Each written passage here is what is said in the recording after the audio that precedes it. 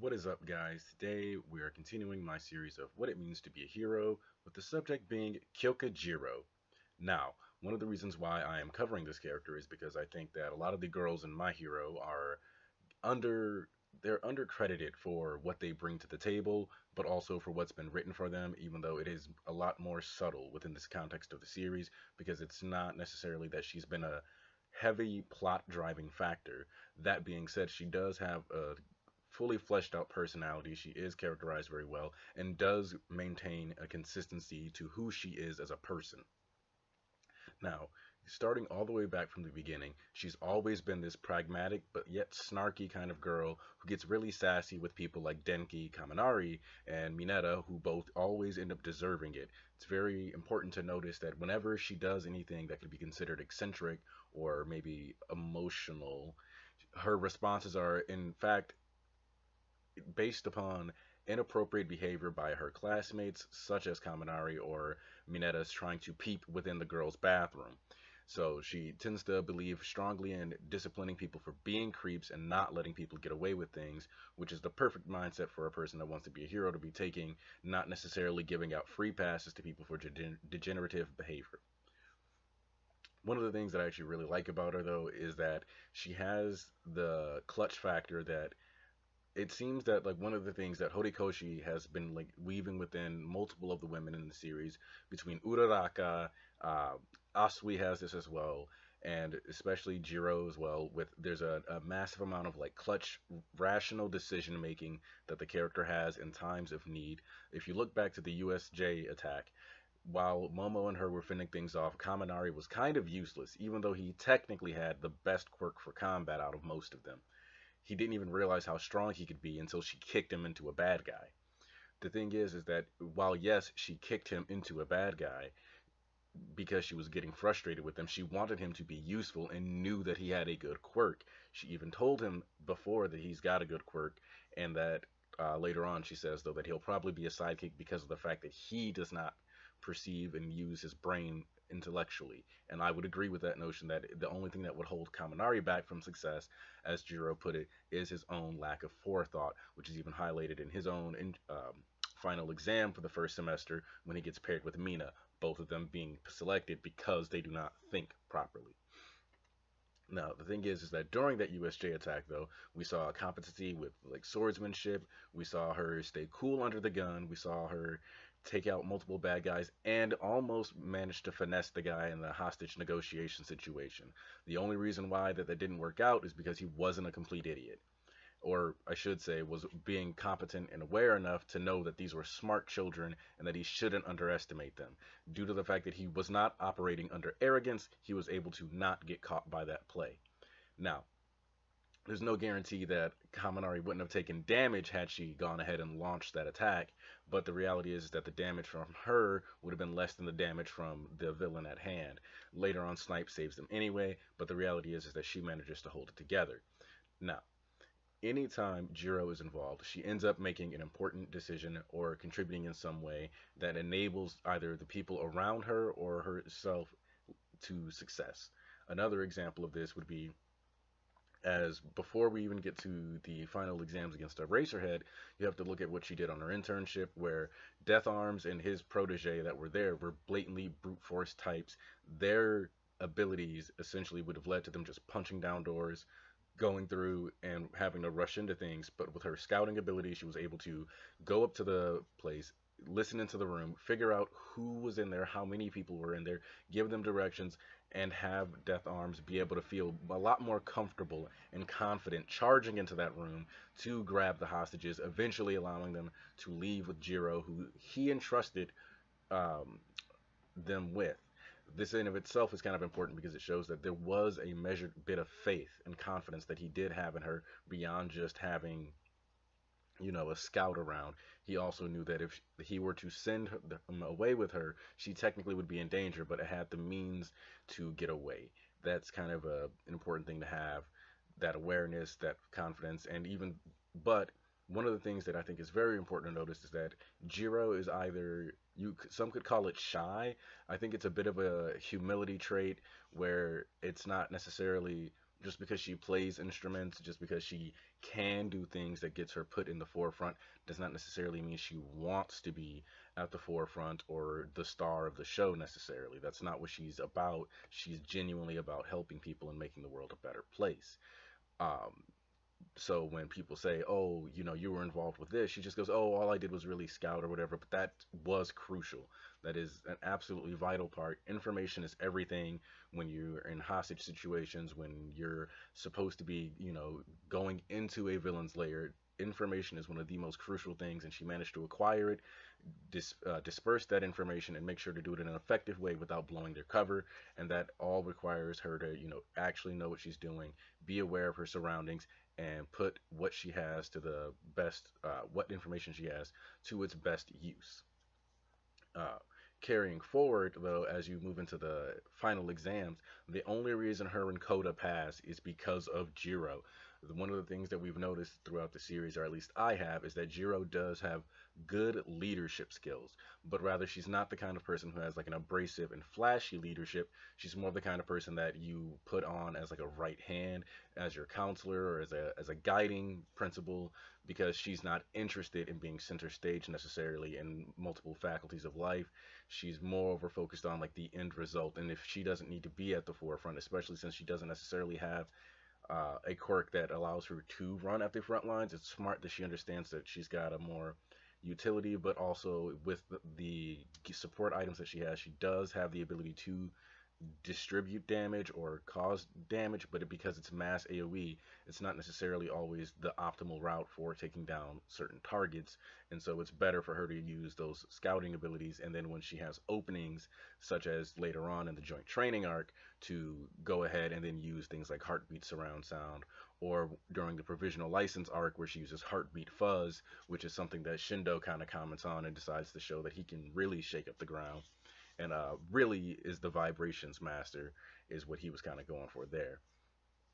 But the thing about the exam is that she canceled out President Mike's sound as best as she could. She was consistently trying to like plan ahead, managed to listen and find the bugs that he would eventually need to talk to. And the reality is that without her there, without her encouraging Coda, telling him what he needs to hear, and helping him get past his fears, they failed that exam. MVP of that exam, without a doubt, Kyouka Jiro. Now, moving forward, we don't get to see a lot of Jiro's actions throughout the story because she's not necessarily at the forefront. Like during the sports festival, for instance, she was intentionally not put into like a major player condition, but she was allowed to advance all the way to the cavalry battle before finally dropping out due to Shoto's ice and Denki's electricity, and of course losing the headbands. So while she wasn't necessarily instrumental in that arc, the next arc that she really gets to shine in is the Culture Festival arc, and I think that's really where you get a sense of like where her leadership capabilities are and where her mindset is, because first of all, she doesn't necessarily jump up to be the number one, like, oh, I want to dictate what we're doing necessarily for this show or for the Culture Festival. Instead, she was willing to take a back seat, listen to people, and take their advice. And then once everybody, kind of came together and they like really kind of encouraged her more to, go ahead and sing and do the instruments, she was like, fine, I'll do this. We'll like get the instruments that I want, and we can, everybody will get to practice on her instruments, learn with her tools, and from there it was a matter of getting the songs down, practicing together, which I'm very sorry. I'm both excited and sorry for Bones, because having to come up with a song to put a smile on Aries' face, I really wonder if Horikoshi or anyone has already kind of had in mind what the song will be. And that's something that the anime's been working on. I wouldn't be surprised if that was part of why I got pushed back to October, honestly. Just making sure to find a band and a song, sound design, just to make sure that it was really capturing what's supposed to be uh, it captured in that moment. And so when she's, talking to everyone and gets them on stage and manages to tame even Bakugo's wild spirit and gets him to go along with making sure he doesn't ad lib or switch up during the routine. I think that in itself shows that during that month period, Bakugo only listens to those that he truly respects, and her musical instruction, the way she managed to communicate with everyone, and overall keep everyone encouraged, even when you have those like Tokoyami who felt like they had been completely bested by the F chord, which I did learn how to play a little bit of guitar, and honestly, I have like all this old man hands. But the frustration of trying to get your chords down is a real thing. It's like when you're like hurting, you're cramping, and you're still not getting it right, it is very easy to become discouraged and want to let go of what you've been practicing. So like for her to, help him come back into there, especially when he's an edgy chicken boy, I think that's an especially strong uh, point to lend towards that leadership, to lend towards that comfort and that ability to communicate effectively with her peers and also gather their respect. Servant leadership is still a form of leadership, and it needs to be, applauded more, because you don't always have to be, at like Bakugo at the front barking orders, telling people what to do. Sometimes it just takes setting them aside and telling them exactly what they need to hear in a way that is effective and will reach their heart without breaking them. And I think that's kind of what she really embodies in the way that she handles her interactions. And you find out that she's someone that, even though she has those skills, does struggle with confidence a little. Uh, she, when she decided she wanted to be a hero, she even felt bad telling her parents that. And another example of, for some reason, only the girls get good parents in My Hero. Because when they found out that she wanted to be a hero instead of a musician, they were honestly okay with it. They kind of were like, "Hey, look, this is what your dad and I like to do. We can make people happy this way, and heroes make people too. So to me, being a musician and being a hero aren't that different anyways. It's still putting those gifts to use. It's still going around helping people, and so the culture festival is like a meshing of her hobbies and everything about her life into one thing, because at the end of the day, her singing saved Eri, and it kind of showed that no matter what Jiro does, she will always be helping someone and she will always be a hero for them. And so, even getting to see her progress even further into the story as we got to the joint training arc where uh, she was willing to put up with Bakugo's more abrasive attitude, especially as the round went on. I mean, obviously, it only lasted 5 minutes because Bakugo and Jiro and Sato and even like Sero all brought it together, paying attention, and she's tracking everyone, managing to like maintain information on the number of pieces, which in of itself shows that her competency is there, her awareness is there. It makes sense for her to be capable of like really keeping track of these details and figuring these things out, because by the time when they took the midterms, Jiro was actually the seventh ranked in the class based on grades. So that means she was only behind Bakugo, Momo, Ida, Deku, Shoto.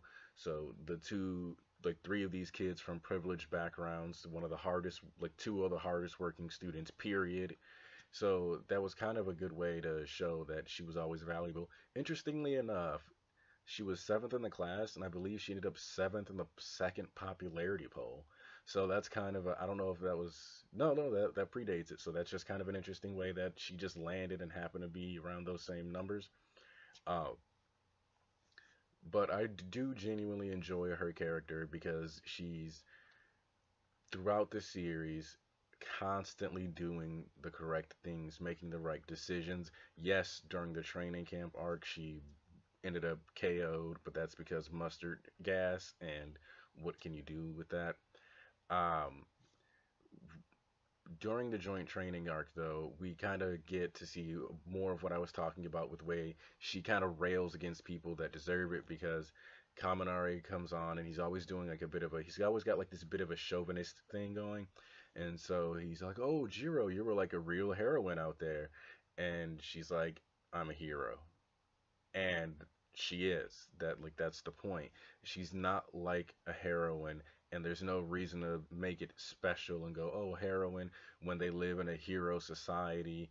There's no reason to get hung up on like that extra part. A hero is a hero is a hero.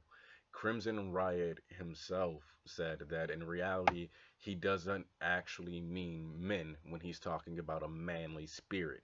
What he's talking about is a bold spirit, a confident spirit, a heroic spirit, one geared towards helping people.